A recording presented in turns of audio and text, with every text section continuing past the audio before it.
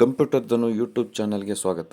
ಸ್ನೇಹಿತರೆ, ಈ ದಿನ ನಾನು ಈ ವಿಡಿಯೋದಲ್ಲಿ ESS 2.0 HRMS 2ಗೆ ಸಂಬಂಧಿಸಿದಂತೆ ESS 2.0 ಮುಖಾಂತರ ಸರ್ಕಾರಿ ನೌಕರರು ಹಬ್ಬದ ಮುಂಗಡಕ್ಕಾಗಿ ಹೇಗೆ ಅರ್ಜಿಯನ್ನು ಸಲ್ಲಿಸಬೇಕು ಎಂಬುದನ್ನು ತೋರಿಸಿಕೊಡಲಿದ್ದೇನೆ. ಹಾಗಾಗಿ ವಿಡಿಯೋವನ್ನು ಎಲ್ಲೂ ಸ್ಕಿಪ್ ಮಾಡದೆ ಕೊನೆಯವರೆಗೂ ವೀಕ್ಷಿಸಿ. ಸ್ನೇಹಿತರೆ, ತಾವು ಈಗಾಗಲೇ ಮೊಬೈಲಲ್ಲಿ ಡೌನ್ಲೋಡ್ ಮಾಡಿಕೊಂಡಿರುವಂತಹ ESS 2.0 ಆ್ಯಪ್ ಮೇಲೆ ಕ್ಲಿಕ್ ಮಾಡಿ. ಕ್ಲಿಕ್ ಮಾಡಿದ ತಕ್ಷಣ ಆ್ಯಪ್ ಓಪನ್ ಆಗುತ್ತೆ. ಕರ್ನಾಟಕ ಸರ್ಕಾರ ESSಗೆ ಸ್ವಾಗತ. ಲಾಗಿನ್, ಹೊಸ ಬಳಕೆದಾರರಾಗಿ ನೋಂದಾಯಿಸಿ, ಭಾಷೆಯನ್ನು ಬದಲಾಯಿಸಿ ಅಂತಿದೆ. ತಮಗೇನಾದರೂ ಭಾಷೆಯನ್ನು ಬದಲಾಯಿಸಬೇಕು ಕನ್ನಡ ಮತ್ತು ಇಂಗ್ಲೀಷ್ಗೆ ಅಂದರೆ ಅದರ ಮೇಲೆ ಕ್ಲಿಕ್ ಮಾಡಿದ್ರೆ ಭಾಷೆ ಆಪ್ಷನ್ ಓಪನ್ ಆಗುತ್ತೆ. ತಾವು ಕನ್ನಡ ಅಥವಾ ಇಂಗ್ಲೀಷನ್ನು ಆಯ್ಕೆ ಮಾಡ್ಕೋಬೇಕು. ಹೊಸ ಬಳಕೆದಾರರಾಗಿ ನೋಂದಾಯಿಸಿ. ತಾವು ಮೊದಲ ಬಾರಿಗೆ ಈ ಆ್ಯಪ್ಗೆ ESS 2.0ಗೆ ಲಾಗಿನ್ ಆಗ್ತಾ ಇದ್ದಾಗ ಹೊಸ ಬಳಕೆದಾರರಾಗಿ ನೋಂದಾಯಿಸಬೇಕಾಗುತ್ತೆ. ಇದಕ್ಕೆ ಸಂಬಂಧಿಸಿದಂಥ ಹೇಗೆ ನೋಂದಾಯಿಸಬೇಕು ಅನ್ನೋದನ್ನು ಈಗಾಗಲೇ ನಾನು ವಿಡಿಯೋವನ್ನು ಕಂಪ್ಯೂಟರ್ದನು ಯೂಟ್ಯೂಬ್ ಚಾನಲ್ನಲ್ಲಿ ಅಪ್ಲೋಡ್ ಮಾಡಿರ್ತೇನೆ. ತಾವು ನೋಂದಾಯಿಸುವ ಬಗ್ಗೆ, ರಿಜಿಸ್ಟರ್ ಆಗುವ ಬಗ್ಗೆ ಆ ವಿಡಿಯೋವನ್ನು ವೀಕ್ಷಿಸ್ಬೋದು. ಈಗ ಲಾಗಿನ್ ಮೇಲೆ ಕ್ಲಿಕ್ ಮಾಡಿ. ಲಾಗಿನ್ ಮೇಲೆ ಕ್ಲಿಕ್ ಮಾಡಿದಾಗ ಮೊದಲಿಗೆ ತಾವು ತಮ್ಮ KJID ಸಂಖ್ಯೆಯನ್ನು, HRMSನಲ್ಲಿರುವಂತಹ KJID ಸಂಖ್ಯೆಯನ್ನು ನಮೂದಿಸಬೇಕಾಗುತ್ತೆ.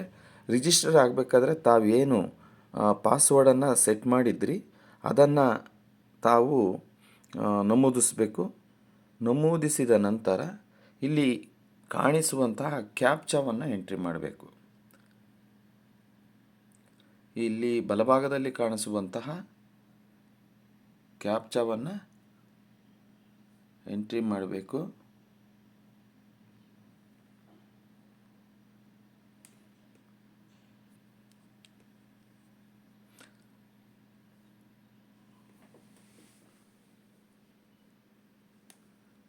ಕ್ಯಾಪ್ಚಾವನ್ನು ಎಂಟ್ರಿ ಮಾಡಿ ಮುಂದೆ ಬಟನ್ನಲ್ಲಿ ಒಂದು ಪಕ್ಷ ಇಲ್ಲಿ ನೀವು ಎಂಟ್ರಿ ಮಾಡುವಂತಹ ಕ್ಯಾಪ್ಚಾ ಮ್ಯಾಚ್ ಆಗಿಲ್ಲ ಅಂದರೆ ಇಲ್ಲಿ ಅಮಾನ್ಯವಾದ ಕ್ಯಾಪ್ಚಾ ಅಂತ ತೋರಿಸುತ್ತೆ ಕೆಳಭಾಗದಲ್ಲಿ. ಮುಂದೆ ಮೇಲೆ ಕ್ಲಿಕ್ ಮಾಡಿ. ನಿಮ್ಮ ರಿಜಿಸ್ಟರ್ಡ್ ಮೊಬೈಲ್ಗೆ OTP ಬರುತ್ತೆ. OTPಯನ್ನು ತಾವು ಇಲ್ಲಿ ನಮೂದಿಸಬೇಕು. ನಮೂದಿಸಿದ ನಂತರ ಇಲ್ಲಿ ಕೀ ಅಬ್ಸರ್ವ್ ಮಾಡಿ. ಇಲ್ಲಿ ನೀವು ಈ ಕೀ ಟಿಕ್ ಆಗುತ್ತೆ ತಾವು ಕೊಟ್ಟಿರುವಂಥ ಪಾಸ್ವರ್ಡ್ ಕರೆಕ್ಟಾಗಿದ್ದರೆ. ಅದಾದ ನಂತರ ಸಬ್ಮಿಟ್ ಮೇಲೆ ಕ್ಲಿಕ್ ಮಾಡಿ. ಈ ರೀತಿ ಒಂದೇ ಅಪ್ಲಿಕೇಶನ್ ಎಲ್ಲ ಸೇವೆಗಳಂತೂ ತೋರಿಸುತ್ತೆ. ನೆಕ್ಸ್ಟ್ ಅಂತ ಕೊಡಿ. ನೆಕ್ಸ್ಟ್ ಅಂತ ಕೊಡಿ. ಸಾಲಗಳು ಅದು ಓದಿ ಪೇ ಸ್ಲಿಪ್ಪನ್ನು ಡೌನ್ಲೋಡ್ ಮಾಡಿ ಅಂತಿದೆ. ಈಗ ತಾವು ಇಲ್ಲಿ ನೋಡ್ಬೋದು. ಇಲ್ಲಿ ಸೇವೆಗಳು ಮೇಲೆ ತಾವೆಲ್ಲ ಇಲ್ಲಿ ನೋಡ್ಕೋಬೋದು. ಮುಖಪುಟ ಕ್ಲಿಕ್ ಮಾಡಿದ್ರೆ ನಿಮಗೆ ಎಲ್ಲ ಡೀಟೇಲ್ ತೋರಿಸುತ್ತೆ. ಅದಾದ ನಂತರ ಇಲ್ಲಿ ಕೆಳಭಾಗದಲ್ಲಿ ನೋಡಿ ಮುಖಪುಟ, ಸೇವೆಗಳು, ಡಿಜಿಲಾಕರ್ ಮತ್ತು ನನ್ನ ಪ್ರೊಫೈಲ್ ಅಂತಿದೆ. ನನ್ನ ಪ್ರೊಫೈಲ್ ಮೇಲೆ ಕ್ಲಿಕ್ ಮಾಡಿದಾಗ ನಿಮಗೇನಾಗುತ್ತೆ, ನಿಮ್ಮ ಎಲ್ಲ ಸೇವಾ ಮಾಹಿತಿಗಳು ತೋರಿಸುತ್ತೆ. ಈಗ ನಾವು ಅರ್ಜಿಯನ್ನು ಹಬ್ಬದ ಮುಂಗಡಕ್ಕೆ ಯಾವ ರೀತಿ ಅರ್ಜಿಯನ್ನು ಸಲ್ಲಿಸೋದು ಅನ್ನೋದನ್ನು ನೋಡೋಣ. ಇಲ್ಲಿ ಕೆಳಭಾಗದಲ್ಲಿರುವಂತಹ ಸೇವೆಗಳು ಮೇಲೆ ಕ್ಲಿಕ್ ಮಾಡಿದಾಗ ನಮಗೆ ಈ ರೀತಿ 7 ರೀತಿಯ ಮೆನುಗಳು ಕಾಣಿಸುತ್ತೆ. ಒಂದು ವೇತನ ಪಟ್ಟಿ, ರಜಾ, ಸಾಲ, ಮುಂಗಡ, ವಿಮೆ, ವಸೂಲಾತಿ ಮತ್ತು ಸಹಾಯವಾಣಿ ಅಂತಿರುತ್ತೆ.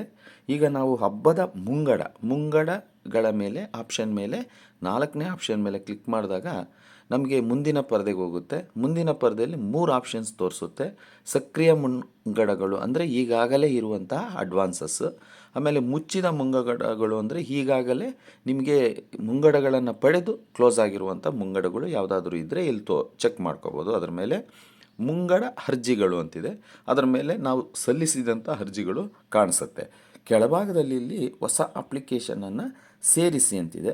ಈ ಕೆಳಭಾಗದಲ್ಲಿ ಮೊಬೈಲಲ್ಲಿ ಕಾಣಿಸುವಂಥ ಕೆಳಭಾಗದಲ್ಲಿ ಹೊಸ ಅಪ್ಲಿಕೇಶನನ್ನು ಸೇರಿಸಿ ಮೇಲೆ ಕ್ಲಿಕ್ ಮಾಡಿದಾಗ ನಿಮಗೆ festival advance request eligible yes ಅಂತ ತೋರಿಸ್ತಾ ಇದೆ. ನೀವು ಎಲಿಜಿಬಲ್ ಇಲ್ಲ ಅಂದರೆ ಇಲ್ಲಿ ಎಲಿಜಿಬಲ್ ನೋ ಅಂತಿರುತ್ತೆ. ಈ ಫೆಸ್ಟಿವಲ್ ಅಡ್ವಾನ್ಸ್ ರಿಕ್ವೆಸ್ಟ್ ಮೇಲೆ ತಾವು ಕ್ಲಿಕ್ ಮಾಡಿದಾಗ ನಿಮಗೆ ಫೆಸ್ಟಿವಲ್ ಅಡ್ವಾನ್ಸ್ ಅಪ್ಲಿಕೇಶನ್ನು ಓಪನ್ ಆಗುತ್ತೆ. ಈ ಅಪ್ಲಿಕೇಶನ್ನಲ್ಲಿ ನೌಕರರ ವಿವರ ಮೇಲೆ ಕ್ಲಿಕ್ ಮಾಡಿದಾಗ ಇದು ಡಿಸೇಬಲ್ ಆಗಿರುತ್ತೆ, ಆಟೋ ಫೆಚ್ ಇರುತ್ತೆ. ಇದನ್ನು ಕ್ಲಿಕ್ ಮಾಡಿದ್ರೆ ನೀವು ನೌಕರರ ಮಾಹಿತಿಗಳನ್ನು ನೋಡ್ಕೋಬೋದು, ನಿಮ್ಮ ಮಾಹಿತಿಯನ್ನು ನೋಡ್ಕೋಬೋದು. ಕೆಳಗಡೆ ಮುಂಗಡ ವಿವರಗಳು ಅಂತಿದೆ. ಇದು ಫೆಸ್ಟಿವಲ್ ಅಡ್ವಾನ್ಸ್ ಅಂತಿದೆ. ಏಕೆಂದರೆ ಪೇ ಅಡ್ವಾನ್ಸ್ ಬೇರೆ ಇರುತ್ತೆ. ಪೇ ಅಡ್ವಾನ್ಸ್ ಕೆಲವು ನೌಕರಿಗೆ ಇರುತ್ತೆ. ಅದು ಇಲ್ಲಿ ಆಪ್ಷನ್ ಇದ್ದರೆ ಅದನ್ನು ತೊಗೊಂಡು ತಾವು ಅರ್ಜಿಯನ್ನು ಸಲ್ಲಿಸಬೇಕಾಗತ್ತೆ. ಅದಾದ ನಂತರ ಕೆಳಭಾಗದಲ್ಲಿ ಇಲ್ಲಿ ಹಬ್ಬದ ಹೆಸರು ಅಂತಿದೆ. ಅದರ ಮೇಲೆ ಕ್ಲಿಕ್ ಮಾಡಿದ್ರೆ ಇಲ್ಲಿ ಆಯಾ ತಿಂಗಳಿಗೆ ಸಂಬಂಧಪಟ್ಟಂತೆ ಯಾವ ಹಬ್ಬಕ್ಕೆ ತಾವು ಅರ್ಜಿಯನ್ನು ಸಲ್ಲಿಸ್ಬೋದು ಅನ್ನೋದು ಆಟೋ ಡೌನ್ಲೋಡ್ ಇರುತ್ತೆ.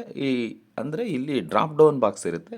ಈ ಡ್ರಾಪ್ ಡೌನ್ ಬಾಕ್ಸಲ್ಲಿ ಎಲಿಜಿಬಲ್ ಅಂದರೆ ಸರ್ಕಾರಿ ಆದೇಶದನ್ವಯ ತಾವು ಯಾವ ಹಬ್ಬದ ಮುಂಗಡಕ್ಕೆ ಅರ್ಜಿಯನ್ನು ಸಲ್ಲಿಸ್ಬೋದು ಅನ್ನೋದು ಆಟೋ ಫೆಚ್ ಇರುತ್ತೆ ಮಂತ್ ವೈಸು. ಈಗ ಇದರಲ್ಲಿ ಎರಡಿದೆ, ಹೋಲಿ ಫೆಸ್ಟಿವಲ್ ಇದೆ, ಮಹಾಶಿವರಾತ್ರಿ ಇದೆ. ತಾವು ಯಾವುದಕ್ಕೆ ಅರ್ಜಿ ಆಗ್ತಾ ಇದ್ದರೆ ಯಾವ ಹಬ್ಬಕ್ಕೆ ವೇತನ ಮತ್ತು ಬಟವಾಡೆ ಅಧಿಕಾರಿಗಳು ತಮಗೆ ಮಾಹಿತಿಯನ್ನು ಕೊಟ್ಟಿರ್ತಾರೆ ಹಬ್ಬವನ್ನು ಸೆಲೆಕ್ಟ್ ಮಾಡ್ಕೋಬೇಕಾಗುತ್ತೆ. ಈಗ ಅದಾದ ನಂತರ ಇಲ್ಲಿ ಗರಿಷ್ಠ ಮೊತ್ತ 25,000 ಇದೆ. ಮೂಲ ವೇತನದ ಪ್ರಕಾರ ಅರ್ಹತಾ ಮೊತ್ತ 25,000 ಇದೆ. ಇದು ಯಾಕೆ ಎರಡು ಕೊಟ್ಟಿದ್ದಾರೆ ಅಂದರೆ ಈಗ ಮೂಲ ವೇತನದ 70% ಹಬ್ಬದ ಮುಂಗಡವನ್ನು ಕೊಡಬೇಕಾಗತ್ತೆ. ಪೂರ್ತಿ ಕೊಡ್ಲಿಕ್ಕೆ ಬರಲ್ಲ. ಈಗ ಮೂಲ ವೇತನದ 70% ಅಥವಾ ಗರಿಷ್ಠ 25,000 ಅಂತ ಸರ್ಕಾರದ ಆದೇಶದ ಪ್ರಕಾರ ಈಗ ಮೂಲ ವೇತನ ಇವರು ಎಲಿಜಿಬಲ್ಲು 25,000 ಹಬ್ಬದ ಮುಂಗಡ. ಮೂಲ ವೇತನದ ಪ್ರಕಾರ 70% ಅಂದರೆ 25,000. ಹಾಗಾಗಿ ಎರಡರಲ್ಲಿ ಯಾವುದು ಬೇಕಾದರೂ ಕೊಡ್ಬೋದು. ಅದಾದ ನಂತರ ಬಡ್ಡಿಯ ದರ ಇಲ್ಲ. ಆಟೋ ಫೆಚ್ಚಾಗಿ ವಿನಂತಿಯ ಮೊತ್ತ 25,000 ಅಂತಿದೆ. ಎಷ್ಟು ಕಂತುಗಳಲ್ಲಿ ಪಾವತಿ ಮಾಡಬೇಕು ಅದು ಆಟೋಮೆಟಿಕ್ ಅದೇ ತೊಗೊಂಡಿರುತ್ತೆ. 10 ಅಂತಿದೆ. ಇಲ್ಲಿ ಶರ ಅಂತಿದೆ. ನೋಡಿ ಸ್ನೇಹಿತರೆ, ಅರ್ಜಿ ಹಾಕೋದು ವೆರಿ ಸುಲಭ. ಮಾನ್ಯ ಸರ್ಕಾರ, ಘನ ಸರ್ಕಾರ ಹಾಗೂ ಸಂಘದ ಒತ್ತಡದ ಮೇಲೆ ನೌಕರರು HRMS2ಗೆ ಸಂಬಂಧಿಸಿದಂತೆ ಅತ್ಯಂತ ಸರಳವಾಗಿ ತಮ್ಮ ಮೊಬೈಲ್ ಆ್ಯಪ್ ಮುಖಾಂತರನೇ ಎಲ್ಲ ರೀತಿಯ ಅರ್ಜಿಗಳನ್ನು ಸಲ್ಲಿಸುವ ವ್ಯವಸ್ಥೆ ಮುಂದಿನ ದಿನಗಳಲ್ಲಿ ಬರುತ್ತೆ. ಈಗ ಮೊದಲಿಗೆ ಎನ್ಕ್ಯಾಶ್ಮೆಂಟ್ ಮತ್ತು ಹಬ್ಬದ ಮುಂಗಡಕ್ಕೆ ಮಾತ್ರ ESS 2.0 ಮುಖಾಂತರ ಅರ್ಜಿಯನ್ನು ಸಲ್ಲಿಸುವ ವಿಧಾನ ಇದೆ. ಇಲ್ಲಿ ಅಗ್ರಿ ಅಂತ ಕೊಡಿ. ಅಗ್ರಿ ಅಂತ ಕೊಟ್ಟು ಶರದಲ್ಲಿ, ಏಕೆಂದರೆ ನಾನು ಒಪ್ಪಿದ್ದೇನೆ ಅರ್ಜಿ ಸಲ್ಲಿಸಲಿಕ್ಕೆ ಅಂತ. ಅದಾದ ನಂತರ ಇಲ್ಲಿ ಸಬ್ಮಿಟ್ ಮಾಡಬೇಕಾಗುತ್ತೆ. ಈ ಸಬ್ಮಿಟ್ ಬಟನ್ ಮೇಲೆ ಕ್ಲಿಕ್ ಮಾಡಿದಾಗ ಈ ಅರ್ಜಿ ವೇತನ ಮತ್ತು ಬಟವಾಡೆ ಅಧಿಕಾರಿಗಳ ಕಚೇರಿಯ ಇನಿಷಿಯೇಟರ್ ಲಾಗಿನ್ಗೆ ಈ ಅರ್ಜಿ ಸಬ್ಮಿಟ್ ಆಗುತ್ತೆ. ನಾವು ಇದು ಸಬ್ಮಿಟ್ ಆದ ನಂತರ ಎಲ್ಲಿ ನೋಡ್ಕೋಬೋದು ಅಂದರೆ ಈ ಸಬ್ಮಿಟ್ ಬಟನ್ ಮೇಲೆ ಕ್ಲಿಕ್ ಮಾಡಿದಾಗ ಅರ್ಜಿ ಇಲ್ಲಿಗೆ ಮುಕ್ತಾಯ. ವೆರಿ ಸರಳ ಮತ್ತು ಸುಲಭ. ನೋಡಿರಿ, ಜಸ್ಟ್ ಲಾಗಿನ್ ಆಗೋದು, ಇದು ಆಪ್ಷನನ್ನು ಸೆಲೆಕ್ಟ್ ಮಾಡ್ಕೊಳ್ಳೋದು ಎಲ್ಲ ಅಲ್ಲೇ ಇರುತ್ತೆ. ನಾವು ಟೈಪ್ ಮಾಡುವಂಥದ್ದೇನೂ ಇಲ್ಲ. ತುಂಬ ಸಣ್ಣ ಕಂಪ್ಯೂಟರ್ ನಾಲೆಡ್ಜ್ ಇಲ್ಲದೇನೂ ಸಹ ಅರ್ಜಿಯನ್ನು ಸಲ್ಲಿಸಬೇಕು. ನೌಕರರ ಹಿತಕ್ಕಾಗಿ ಸರ್ಕಾರ ಕೊಟ್ಟಿರುವಂತಹ ಯೋಜನೆ ಇದು. ಹಾಗಾಗಿ ಮುಂದಿನ ದಿನಗಳಲ್ಲಿ ಎಲ್ಲ ಯೋಜನೆಗಳು ತಾವು ಮೊಬೈಲ್ ಮುಖಾಂತರನೇ ಹಾಕಬೇಕಾಗಿರೋದ್ರಿಂದ ಈ ಸರಳ ಮತ್ತು ಸುಂದರ ನೌಕರ ಸ್ನೇಹಿ ESS ಆ್ಯಪನ್ನು ತಾವೆಲ್ಲರೂ ಡೌನ್ಲೋಡ್ ಮಾಡಿಕೊಂಡು ಇದರ ಮುಖಾಂತರ ಅರ್ಜಿಗಳನ್ನು ಸಲ್ಲಿಸುವ ವಿಧಾನವನ್ನು ತಿಳ್ಕೋಬೇಕಾಗಿ ತಮ್ಮಲ್ಲಿ ವಿನಂತಿಸುತ್ತಾ ಇಲ್ಲಿಯವರೆಗೂ ವಿಡಿಯೋವನ್ನು ವೀಕ್ಷಿಸಿದ್ದಕ್ಕಾಗಿ ಧನ್ಯವಾದಗಳು.